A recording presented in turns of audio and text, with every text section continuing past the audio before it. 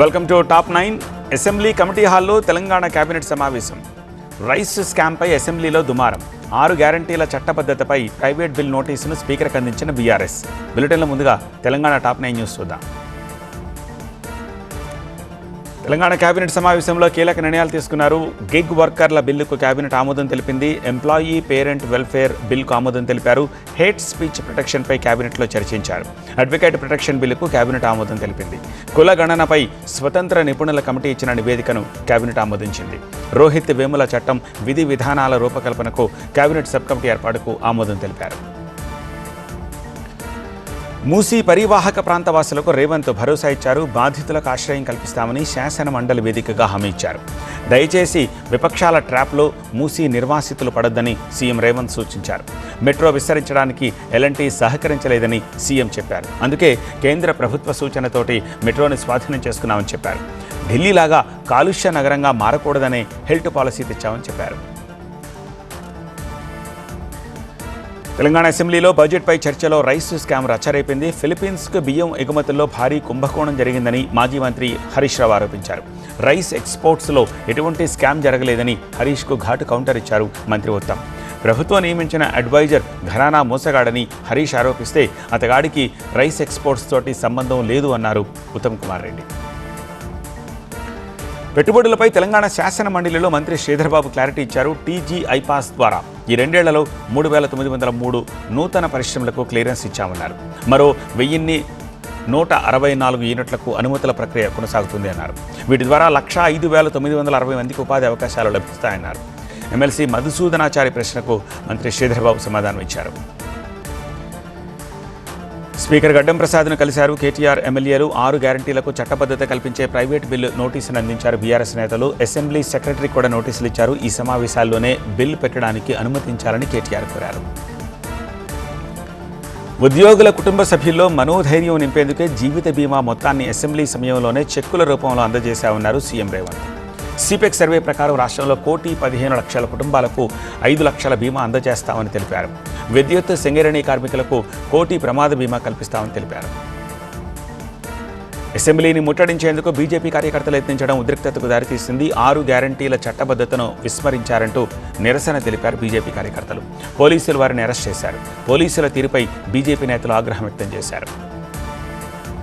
Critical మినరల్స్కు 7వ విడత వేలం ప్రక్రియ ప్రారంభించుకోవడం సంతోషంగా ఉందన్నారు కేంద్ర మంత్రి కిషన్ రెడ్డి. ఇందులో మొత్తం 19 బ్లాక్స్కు వేలం వేస్తున్నామన్నారు. ఇప్పటివరకు జరిగిన 6 విడతల్లో మొత్తం 46 క్రిటికల్ మినరల్ బ్లాక్స్ను విజయవంతంగా వేలం వేశామని చెప్పారు. ఈ వేలంలో తొలిసారిగా నేషనల్ మినరల్ ఎక్స్ప్లోరేషన్ ట్రస్ట్ గుర్తించిన బ్లాక్స్ను కూడా చేర్చామన్నారు కిషన్ రెడ్డి. హైడ్రా కమిషనర్ రంగనాథ్పై స్పీకర్కు ఫిర్యాదు చేశానని తెలిపారు ఎమ్మెల్యే మాధవరం కృష్ణారావు. కూకట్పల్లి నల్ల చెరువు శిలాఫలకంపై బండి రమేష్ పేరుందని, రంగనాథ్ హైదరాబాద్ షేర్ అనుకుంటున్నారని మండిపడ్డారు. బీఆర్ఎస్ నేతల ఫిర్యాదుపై స్పీకర్ గడ్డం ప్రసాద్ స్పందించారు. వెంటనే ఎమ్మెల్సీ షంబీపూర్ రాజు, వాణిదేవి పేర్లతోటి శిలాఫలకం ఏర్పాటు చేయాలని హైడ్రా కమిషనర్కు స్పీకర్ ఆదేశించారు. అనకాపల్లి జిల్లా మిత్తల్ స్టీల్ ప్లాంట్కు శంకుస్థాపన. అమరావతి భవనాల టెండర్లపై దుష్ప్రచారం చేశారన్న మంత్రి నారాయణ. తన ఇంటిపై దాడి చేసిన టీడీపీ నేతలపై చర్యలు తీసుకోవాలని గుంటూరు ఎస్పీకి మాజీ మంత్రి అంబటి రాంబాబు ఫిర్యాదు. ఆంధ్రప్రదేశ్ టాప్ 9 న్యూస్ ఇప్పుడు చూద్దాం. అనకాపల్లి జిల్లాలో మిత్తల్ స్టీల్ ప్లాంట్కు సీఎం చంద్రబాబు శంకుస్థాపన చేశారు. ఈ కార్యక్రమంలో స్టీల్ ప్లాంట్కు శంకుస్థాపన కార్యక్రమంలో కేంద్ర మంత్రి కుమారస్వామి, భూపతిరాజు శ్రీనివాస్ వర్మ, పవన్ కళ్యాణ్, లోకేష్ పాల్గొన్నారు. విశాఖ ఉక్కు కంటే పెద్ద ఫ్యాక్టరీ ఇక్కడ రాబోతోందన్నారు చంద్రబాబు. ఇది ఏపీ సత్తాను ప్రపంచానికి చాటి చెప్పే పరిశ్రమ అన్నారు. 2028 నాటికి ప్లాంట్లో మొదటి దశ ఉత్పత్తి ప్రారంభమవుతుందన్నారు సీఎం. పెట్టుబడులు రావాలంటే చంద్రబాబుతోనే సాధ్యమన్నారు పవన్.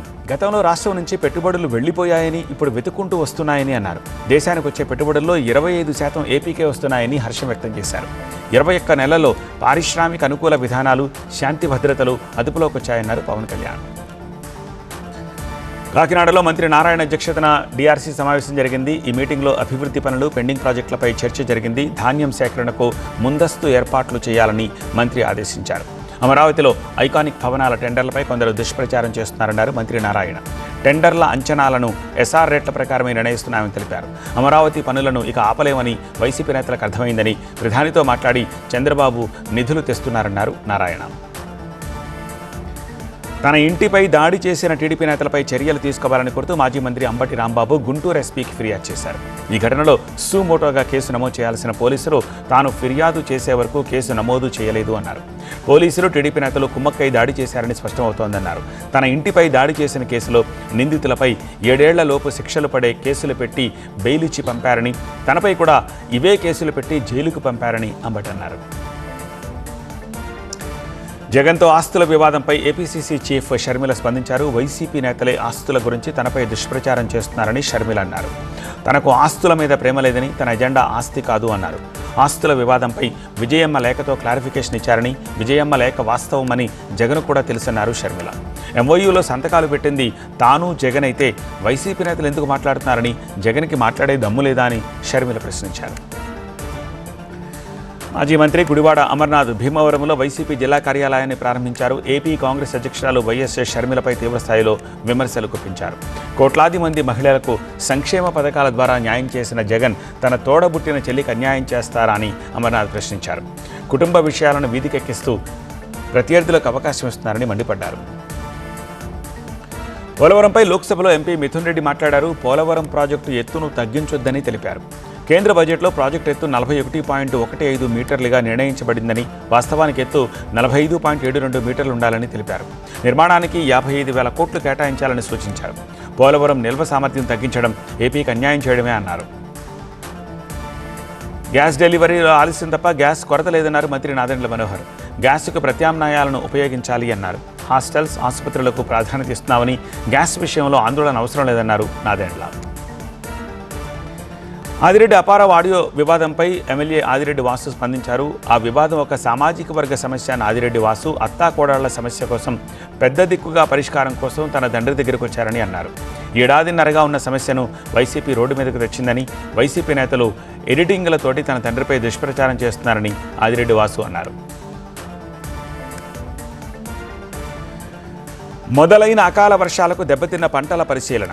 ప్రభుత్వాసుపత్రిలో బీపీ చెక్ చేయించుకున్న మంత్రి గొట్టిపాటి. హనుమకొండలో అంగన్వాడీల ధర్నాల ఉద్రిక్తత. టాప్ 9 పలువార్తలు ఇప్పుడు చూద్దాం. నెల్లూరు జిల్లా అనంతసాగరం మండలంలో అకాల వర్షాలకు దెబ్బతిన్న పంటలను మంత్రి ఆనం రామనారాయణ రెడ్డి పరిశీలించారు. రైతులు, అధికారుల నుంచి వివరాలు అడిగి తెలుసుకున్నారు. రైతులు ఎవరూ అధైర్యపడవద్దని, ప్రభుత్వం నుంచి నష్టపరిహారం అందేలా చూస్తామని మంత్రి హామీ ఇచ్చారు. అద్దంకి ప్రభుత్వాసుపత్రిని తనిఖీ చేసిన మంత్రి గొట్టిపాటి రవి అక్కడ తన బీపీ చెక్ చేయించుకున్నారు. ఏఆర్టీ సెంటర్ నిర్మాణ పనులను పరిశీలించారు. ఆసుపత్రిలో రోగులకు అందుతోన్న సేవలను రవికుమార్ కనుక్కున్నారు. గిరిజనులకు అన్యాయం జరిగితే అధికారులపై చర్యలు తీసుకుంటామని AP ST commission chairman Solla Bojjireddy హెచ్చరించారు. ఉద్యోగాల నియామకాల్లో రోస్టర్ పాయింట్స్ అమలు చేయట్లేదని, నిబంధనలను పాటించని అలాంటి అధికారులపై దృష్టి పెట్టామని తెలిపారు. గిరిజన ఆశ్రమ పాఠశాలలో జరుగుతోన్న అవకతవకల్లో కొన్నింటిని తాను సరిచేశానని బొజ్జిరెడ్డి వెల్లడించారు. మంచిర్యాల జిల్లా జన్నారం ఆశ్రమ పాఠశాల ప్రాథమిక ఆరోగ్య కేంద్రాన్ని తెలంగాణ మానవ హక్కుల కమిషన్ చైర్పర్సన్ షమీం అఖ్తర్ పరిశీలించారు. స్కూల్లో వసతులు ఎలా ఉన్నాయో విద్యార్థులతో అడిగి తెలుసుకున్నారు. మండల కేంద్రంలోని ఆసుపత్రికి కూడా వెళ్లారు. సిఐటియు ఆధ్వర్యంలో అంగన్వాడీ టీచర్లు, హెల్పర్లు చేపట్టిన ఆందోళన హనుమకొండలో ఉద్రిక్తతకు దారితీసింది. కలెక్టరేట్లోకి చొచ్చుకుపోయేందుకు వాళ్ళు చేసిన ప్రయత్నాన్ని పోలీసులు అడ్డుకున్నారు. దీంతో పోలీసులకు, అంగన్వాడీలకు మధ్య తోపులాట జరిగింది. మార్కాపురం జిల్లా సిద్దనపాలెం మండలం పరిషత్ స్కూల్లో వంటగదిలో తాజుపాము వచ్చింది. గమనించిన ఉపాధ్యాయులు వెంటనే స్నేక్ క్యాచర్ని రప్పించారు. పడగ విప్పి బుసలు కొడుతోన్న తాచును చాకచక్యంగా పట్టుకున్నారు.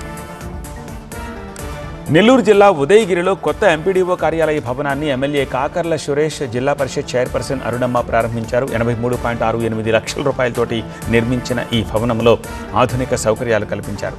ఏపీలో ఈ భవనం మోడల్ ఎంపీడీఓ ఆఫీస్గా ఉండేలా తీర్చిదిద్దారు. జనగాం జిల్లా పాలకుర్తి మండలము వల్మిడిలో సీతారామచంద్రస్వామి బ్రహ్మోత్సవాలు ప్రారంభమయ్యాయి. ఏప్రిల్ 2 వరకు ఉత్సవాలు జరుగుతాయి. ఈ నెల 27న స్వామివారి కళ్యాణం, ఏప్రిల్ 1న రథోత్సవం నిర్వహిస్తారు. చమురు సంక్షోభంపై లోక్సభలో ప్రధాని మోదీ ప్రకటన. ప్రధాని మాటల్లో కొత్తదనం ఏమీ లేదన్న కాంగ్రెస్. వచ్చే 70 ఏళ్లకు సరిపడా బొగ్గు నిల్వలు దేశంలో ఉన్నాయన్న కేంద్ర మంత్రి Kishan Reddy. National top 9 news ఇప్పుడు చూద్దాం. పశ్చిమాసియాలో కొనసాగుతోన్న సంక్షోభం సుదీర్ఘకాలం కొనసాగవచ్చని ప్రధాని మోదీ ఆందోళన వ్యక్తం చేశారు. దాని ప్రభావం కూడా దీర్ఘకాలం ఉంటుందని లోక్సభలో అన్నారు. ఈ సమస్యకు పరిష్కారం చర్చలు, దౌత్యమేనని స్పష్టం చేశారు. ఈ సంక్షోభ ప్రభావాన్ని ఎదుర్కొనేందుకు దేశం సిద్ధంగా ఉండాలని పిలుపునిచ్చారు. పశ్చిమాసియా సంక్షోభం భారత్కు ఊహించని సవాళ్లు తీసుకొచ్చిందని ప్రధాని మోదీ అన్నారు. యుద్ధం చేస్తోన్న దేశాలు, యుద్ధ ప్రభావిత దేశాలతోటి భారత్కు విస్తృత వాణిజ్య సంబంధాలు ఉన్నాయని తెలిపారు. గల్ఫ్ దేశాల్లో దాదాపు 1 కోటి మంది భారతీయులు పనిచేస్తున్నారని, నివసిస్తున్నారని వివరించారు. చాలామంది పశ్చిమాసియా దేశాధినేతలతోటి తాను 2 సార్లు చర్చలు జరిపినట్టుగా ప్రధాని వెల్లడించారు. పార్లమెంట్లో ప్రధాని మోదీ 25 నిమిషాలు మాట్లాడారు. కానీ చర్చలో మాత్రం పాల్గొనలేదని విపక్ష నేత రాహుల్ గాంధీ విమర్శించారు. ప్రధాని రాజీ పడ్డారని మరోసారి ఆరోపించారు. అమెరికాకు వ్యతిరేకంగా ఒక్క మాట కూడా మాట్లాడలేదని, మోదీ 100% ట్రంప్ నియంత్రణలో ఉన్నారని రాహుల్ అన్నారు. పశ్చిమాసియాపై ప్రధాని చేసిన ప్రకటనలో కొత్త విషయం ఏమీ లేదని కాంగ్రెస్ ఎంపీ ప్రియాంక గాంధీ విమర్శించారు. అక్కడి పరిస్థితి గురించి మాత్రమే ఆయన చెప్పారని అన్నారు. పశ్చిమాసియా సంక్షోభంపై పార్లమెంట్లో చర్చ జరగాలని డిమాండ్ చేశారు. అప్పుడు అన్ని పక్షాలు తమ అభిప్రాయాలను సభ ముందుంచుతాయని ప్రియాంక అన్నారు. దేశ సార్వభౌమ విదేశాంగ విధానాన్ని ప్రధాని మోదీ విడిచిపెట్టారని సిపిఐ ప్రధాన కార్యదర్శి డి రాజా విమర్శించారు. దేశ ప్రజల గురించి ప్రధాని ఏమనుకుంటున్నారో అర్థం కావట్లేదన్నారు. దేశంలో ప్రస్తుతం చోటు చేసుకుంటోన్న సంక్షోభానికి కారణం యుద్ధమే అన్నారు. యుద్ధం మొదలయ్యే వేళ ఇజ్రాయెల్ వెళ్లడాన్ని ప్రధాని మోదీ ఎలా సమర్థించుకుంటారో చెప్పాలని రాజా విమర్శించారు. ప్రపంచంలో 5వ అత్యధిక బొగ్గు నిల్వలు కలిగిన దేశం భారత్ అని కేంద్ర బొగ్గు శాఖ మంత్రి కిషన్ రెడ్డి రాజ్యసభకు తెలిపారు. ఈ నిల్వలు వచ్చే 60-70 ఏళ్ల దేశ ఇంధన అవసరాలు తీర్చుతాయని వెల్లడించారు. దేశ ఇంధన రంగంలో బొగ్గుది కీలక పాత్ర అని, దేశంలో ఉత్పత్తి అవుతున్న విద్యుత్ ఉత్పత్తిలో 74% బొగ్గు ఆధారితమేనని కిషన్ రెడ్డి అన్నారు. కార్పొరేట్ చట్టాల సవరణ బిల్లును జేపీసీ పరిశీలనకు పంపించాలని లోక్సభ నిర్ణయించింది. దీనిపై సవివరణ విశ్లేషణ, సిఫారసుల కోసం జేపీసీకి పంపించాలని ఆర్థిక మంత్రి నిర్మలా సీతారామన్ సభను కోరారు. ఈ బిల్లును కాంగ్రెస్, టీఎంసీలు వ్యతిరేకించాయి. ప్రధానమంత్రి ఈ బస్సు సేవా పథకం కింద 26 రాష్ట్రాలు, కేంద్రపాలిత ప్రాంతాల్లోని 116 నగరాలకు 2027 చివరి నాటికి 10,000 ఏసీ బస్సులు అందిస్తామని కేంద్ర పట్టణాభివృద్ధి శాఖ మంత్రి మనోహర్ లాల్ రాజ్యసభకు తెలిపారు. అంతేకాదు ప్రస్తుత పథకం 2027లో ముగిసిన తర్వాత అదనంగా 35,000 బస్సులు సరఫరాకు కొత్త పథకం ప్రారంభిస్తామని ఖట్టర్ వెల్లడించారు. గడిచిన కొన్నేళ్లుగా బీహార్, గుజరాత్, పంజాబ్, ఉత్తరప్రదేశ్ రాష్ట్రాల్లో బియ్యం, గోధుమల సేకరణ అంచనాల కంటే తక్కువ ఉందని వినియోగదారుల వ్యవహారాల శాఖ పార్లమెంటరీ కమిటీ ఆందోళన వ్యక్తం చేసింది. డీఎంకే ఎంపీ కనిమొళి నేతృత్వంలోని ఈ కమిటీ ఉంది. అంచనాలు, వాస్తవ సేకరణ మధ్య అంతరం తగ్గించేందుకు రాష్ట్రాలతోటి సమన్వయం చేసుకోవాలని కేంద్ర ఆహార మంత్రిత్వ శాఖకు కమిటీ సూచించింది. ముగిసిన కేరళ, పుదుచ్చేరి, అస్సోం అసెంబ్లీ ఎన్నికల నామినేషన్లు. తమిళనాడులో ఎన్డీఏ పక్షాల మధ్య కుదిరిన పొత్తు లెక్కలు. ఎన్నికల అధికారులకు కొనసాగుతున్న శిక్షణా కార్యక్రమాలు. టాప్ 9 ఎలక్షన్ న్యూస్ చూద్దాం. కేరళ అసెంబ్లీ ఎన్నికల నామినేషన్ల గడువు ముగిసింది. రేపు నామినేషన్ల పరిశీలన ఉంటుంది. నామినేషన్ల ఉపసంహరణకు మార్చి 26వ తేదీ గడువు. 140 స్థానాలున్న కేరళ అసెంబ్లీకి ఏప్రిల్ 9న పోలింగ్ జరుగుతుంది. కేరళలో ఈసారి త్రిముఖ పోటీ జరుగుతోంది. ఎల్డీఎఫ్, యూడీఎఫ్తో పాటు బరిలో ఎన్డీఏ కూడా ఉంది. 1269 మంది నామినేషన్లు దాఖలు చేసినట్టుగా తెలుస్తోంది. ఉపసంహరణ తర్వాత కూడా తుది జాబితాను ఎన్నికల సంఘం వెల్లడించనుంది. అభివృద్ధి పదంలో రాష్ట్రాన్ని తదుపరి స్థాయికి తీసుకెళ్లే లక్ష్యంతో తాము ఎన్నికల్లో ప్రజా మద్దతు కోరుతున్నామని కేరళ సీఎం పినరయి విజయన్ అన్నారు. అభివృద్ధి, ప్రజా సంక్షేమం తమకు కీలకమని తెలిపారు. రాష్ట్ర భవిష్యత్ అవసరాలు, యువతరం ఆకాంక్షలకు ఎల్డీఎఫ్ కట్టుబడి ఉందని విజయన్ స్పష్టం చేశారు. అస్సోం కేంద్రపాలిత ప్రాంతం, పుదుచ్చేరి అసెంబ్లీ ఎన్నికలకు కూడా నామినేషన్ల ఘట్టం పూర్తయింది. ఈ 2 చోట్ల ఒకే దఫా వచ్చే నెల 9న పోలింగ్ జరగనుంది. అస్సోం అసెంబ్లీ గడువు మే 20న ముగియనుంది. అన్ని రాష్ట్రాల అసెంబ్లీ ఓట్ల లెక్కింపు మే 4న చేపడతారు. కేరళ బీజేపీ అధ్యక్షుడు, అక్కడి నేమం నుంచి పోటీ చేస్తున్న రాజీవ్ చంద్రశేఖరన్ అనర్హుడిగా ప్రకటించాలని కోరుతూ కాంగ్రెస్ పార్టీ ఎన్నికల సంఘానికి ఫిర్యాదు చేసింది. బెంగళూరులోని 200 కోట్ల రూపాయల విలువైన భవనాన్ని ఎన్నికల అఫిడవిట్లో రాజీవ్ చూపలేదని తెలిపింది. నేరాలు చేయడం రాజీవ్ చంద్రశేఖర్కి అలవాటని తన ఫిర్యాదులో కాంగ్రెస్ పార్టీ పేర్కొంది. ఆయన ఆస్తికి సంబంధించిన వివరాలు షేర్ చేసింది. లోక్సభలో కాంగ్రెస్ ఉపనాయకుడు గౌరవ్ గొగోయ్ అసెంబ్లీ ఎన్నికల బరిలోకి దిగారు. అసెంబ్లీకి ఆయన పోటీ చేయడం ఇది మొదటిసారి. నామినేషన్ల చివరి రోజు ఆయన జోర్హాట్ నుంచి నామినేషన్లు దాఖలు చేశారు. ఈ ఎన్నికలు మాజీ సీఎం తరుణ్ గొగోయ్ అనుచరులకు కాంగ్రెస్ నుంచి ఫిరాయించిన వారి మధ్య జరుగుతోన్న పోటీ అని గౌరవ్ అన్నారు. తమిళనాట ఎన్డీఏ మధ్య పొత్తులు ఖరారయ్యాయి. అన్నాడీఎంకే 178 స్థానాల్లో పోటీ చేస్తోంది. బీజేపీ 27 స్థానాలు, పీఎంకే 18, ఏఎంఎంకే 11 స్థానాల్లో పోటీ చేస్తాయని అన్నాడీఎంకే ప్రధాన కార్యదర్శి ఎడప్పాడి పళనిస్వామి తెలిపారు. కేంద్ర మంత్రి పీయూష్ గోయల్ సమక్షంలో ఆయన ఈ విషయాన్ని వెల్లడించారు. అన్నాడీఎంకే వాటాలో కొన్ని స్థానాలు మరికొన్ని మిత్రపక్షాలకు వెళ్లే అవకాశం ఉంది. తమిళనాడులో బీజేపీ 27 స్థానాల్లో పోటీ చేస్తుండడం చాలా సంతోషంగా ఉందని కేంద్ర మంత్రి పీయూష్ గోయల్ అన్నారు. తమ కూటమి ఈ ఎన్నికల్లో క్లీన్ స్వీప్ చేస్తుందని ఆశాభావం వ్యక్తం చేశారు. స్టాలిన్ సర్కారుతో తమిళనాడు ప్రజలు విసిగిపోయారని గోయల్ విమర్శించారు. తమిళనాడు పుదుచ్చేరిలో అభ్యర్థుల ఎంపిక కోసం డీఎంకే ఇంటర్వ్యూలు కొనసాగుతున్నాయి. ఇందులో భాగంగా డిప్యూటీ సీఎం ఉదయనిధి స్టాలిన్ను పార్టీ అధినేత స్టాలిన్, మంత్రులు సుబ్రహ్మణ్యన్, పీకే చంద్రశేఖర్ బాబు, ఎస్ఎఫ్ నాజర్ ఇంటర్వ్యూ చేశారు. అస్సాం అసెంబ్లీ ఎన్నికలకు సంబంధించి ప్రిసైడింగ్ అధికారులు, పోలింగ్ ఏజెంట్లకు ఎన్నికల సంఘం ప్రత్యేక పర్యవేక్షణ శిక్షణ ఇచ్చారు. డిబ్రూగఢ్లో నిర్వహించిన శిక్షణలో 300 మంది పాల్గొన్నారు. ఈవీఎంల నిర్వహణ, సీలింగ్, పోలింగ్ శాతం నమోదుకు సంబంధించిన విషయాలు వెల్లడించారు. క్యూనెట్ అక్రమాలపై పోలీసుల దాడులు, రాజీ కుదుర్చుకోమంటే పోలీస్ స్టేషన్లో కొట్టుకున్న కుటుంబాలు, పెట్రోల్ బంకులో తగలబడ్డ బైక్, టాప్ 9 క్రైమ్ వార్తలు ఇప్పుడు చూద్దాం. మల్టీలెవెల్ మార్కెటింగ్ సంస్థ క్యూనెట్ కార్యాలయంలో హైదరాబాద్ పోలీసులు తనిఖీలు చేశారు. 25 బృందాలుగా ఏర్పడి 3 రాష్ట్రాల్లో సోదాలు జరిగాయి. ఈ వ్యవహారంలో 20 మంది నిందితులను పోలీసులు గుర్తించారు. ఐటీ ఉద్యోగులను టార్గెట్ చేస్తూ బ్యాంకుల నుంచి లోన్లు ఇప్పించి క్యూనెట్లో ఇన్వెస్ట్ చేసేలా నిందితులు ప్రయత్నించినట్టుగా పోలీసులు గుర్తించారు. చిత్తూరు జిల్లా కోర్టుకు మరోసారి బాంబు బెదిరింపు మేలొచ్చింది. కోర్టు భవనం నుంచి ఉద్యోగులను ఖాళీ చేయించి బాంబు డిస్పోజల్ స్క్వాడ్ కోర్టులో తనిఖీలు చేపట్టింది. ముందు జాగ్రత్తగా కోర్టు ప్రాంగణానికి అగ్నిమాపక యంత్రాలు కూడా తీసుకొచ్చారు. ఈ మధ్యకాలంలో ఈ కోర్టుకు బాంబు బెదిరింపు మెయిల్ రావడం ఇది 3వసారి. రాజన్న సిరిసిల్ల కోర్టుకు బాంబు బెదిరింపు రావడంతో పోలీసులు అప్రమత్తమయ్యారు. కోర్టులో బాంబులు పెట్టినట్టుగా గుర్తు తెలియని వ్యక్తులు కోర్టు అధికారికి ఈమెయిల్కు సందేశం పంపించారు. కోర్టులో special squad, bomb disposal squad తనిఖీలు చేశాయి. కృష్ణా జిల్లా పామర్రు పోలీసులపై ఒక యువతి జిల్లా కలెక్టర్కి ఫిర్యాదు చేశారు. తన తండ్రి, అన్నను ఎందుకు పోలీస్ స్టేషన్కు తీసుకెళ్లారో కనుక్కునేందుకు వెళ్లిన తనపై పోలీసులు దాడి చేశారని కలెక్టర్ తెలిపారు. సిఐ ఆదేశాలతో చెప్పుకోలేని విధంగా చేతులు వేస్తూ అసభ్య పదజాలంతో దూషించి తనను కొట్టారని కలెక్టర్కు వివరించారు. అంబేద్కర్ కోనసీమ జిల్లా పి గన్నవరం పెట్రోల్ బంకులో ఒక బైకులో పెట్రోల్ నింపుతుండగా ఒక్కసారిగా మంటలు చెలరేగాయి. పెట్రోల్ బంకులోని ఫైర్ సేఫ్టీ సిలిండర్లు పనిచేయకపోవడంతో బైక్ పూర్తిగా తగలబడిపోయింది. ఫైర్ ఇంజిన్ వచ్చిన తర్వాత మంటలతో ఆర్పారు. అన్నమయ్య జిల్లా కలికిరిలో తమిళనాడుకు చెందిన ఎర్రచందనం స్మగ్లర్లు 3 పోలీసులు అరెస్ట్ చేశారు. వీరు దాచిన 4 ఎర్రచందనం దొంగల్ని స్వాధీనం చేసుకున్నారు. వీటి విలువ 7 లక్షల రూపాయలు ఉంటుందని పోలీసులు తెలిపారు. కర్నూలు జిల్లా కోడుమూరు మండలము కల్లపర్రి దుర్గమ్మ గుడిలో హుండీని దొంగలు ఎత్తుకెళ్లారు. సమీపంలోని పొలంలో హుండీ బద్దలు కొట్టి అందులో నోట్లు తీసుకెళ్లినట్టుగా పోలీసులు గుర్తించారు. దాదాపు 3 సంవత్సరాలుగా ఈ హుండీని తీయలేదని గ్రామస్తులు తెలిపారు. కనీసం 20 లక్షల రూపాయలు ఉంటుందని తెలుస్తోంది.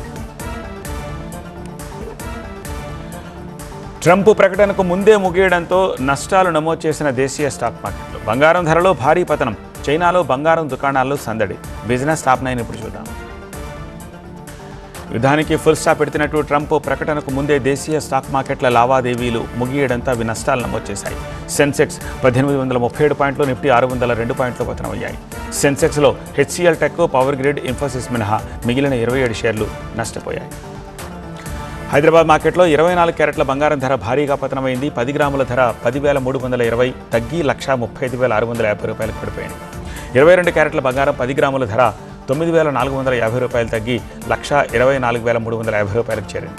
ట్రంప్ ప్రకటన తర్వాత ఫ్యూచర్స్ మార్కెట్లో కొంచెం నిలదొక్కుంది. హైదరాబాద్ మార్కెట్లో వెండి ధర కూడా తగ్గుముఖం పట్టింది. కేజీ ధర ఏకంగా 20,000 రూపాయలు తగ్గి 2,30,000 రూపాయలుగా నిలిచింది. ఫ్యూచర్స్లో వెండి ధర పెరిగింది. రూపాయి విలువ మరోసారి సరికొత్తగా కనిష్టానికి పతనమైంది. డాలర్తో రూపాయి విలువ తొలిసారి 94 రూపాయలకు దిగువకు పడిపోయింది. 48 పైసలు క్షీణించిన రూపాయి విలువ 94.01కి చేరింది. సంస్థల్లోని ఇండిపెండెంట్ డైరెక్టర్లు బాధ్యతాయుతంగా వ్యవహరించాలని, ఏది పడితే అది మాట్లాడకూడదని సెబీ చైర్మన్ తుహిన్ కాంత్ పాండే అన్నారు. HDFC bank non executive chairman Atanu Chakraborty రాజీనామాపై ఆయన స్పందించారు. మైనారిటీ వాటాల ప్రయోజనాలు కాపాడేందుకు ఇండిపెండెంట్ డైరెక్టర్లు కృషి చేయాలని సూచించారు.